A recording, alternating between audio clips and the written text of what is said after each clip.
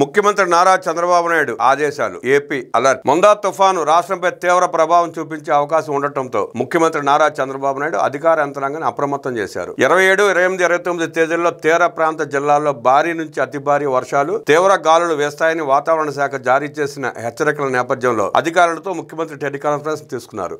వాయుగుండం 28 ఉదయం నాటికి తీవ్రమైన తుఫాన్గా మారుతుందని, ఈ సమయంలో ఎక్కడా ఎటువంటి ప్రాణ ఆస్తి నష్టం వాటిల్లకుండా అప్రమత్త చర్యలు తీసుకోవాలని అధికారులను ఆదేశించారు.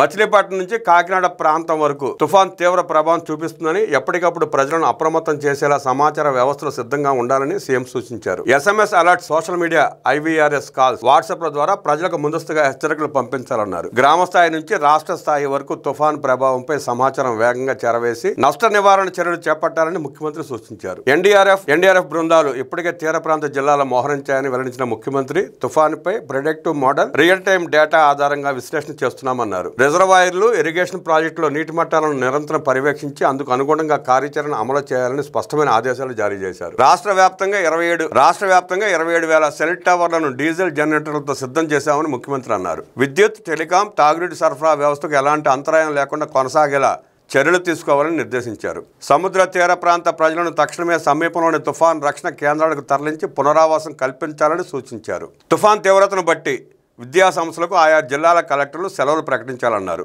రహదారులు, చెరువులు, కాలువగట్టుల కోతకు గురైతే తక్షణ మరమ్మతులు చేసేలా సిద్ధంగా ఉండాలన్నారు.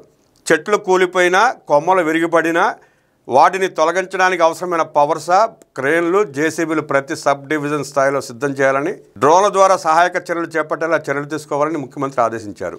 అయితే తుఫాను రక్షణ చర్యలపై ఇప్పటి వరకు 11 సార్లు సమీక్షా సమావేశాలు నిర్వహించామని అధికారులు ముఖ్యమంత్రికి తెలిపారు. జాతీయ రహదారులపై అత్యవసర పరిస్థితులను ఎదుర్కొనేందుకు వాహనాలు సిద్ధం చేశామని, రాష్ట్ర వ్యాప్తంగా 851 JCBలు, అలాగే క్రేన్లు, పవర్సాలు 757 అందుబాటులో ఉంచామని వెల్లడించారు. మరోవైపు పంట నష్టం వివరాలను స్పష్టంగా తెలుసుకునేలా వ్యవసాయ శాఖ, RTG వ్యవస్థ సమన్వయంతో పనిచేయాలని ముఖ్యమంత్రి అధికారులను ఆదేశించారు.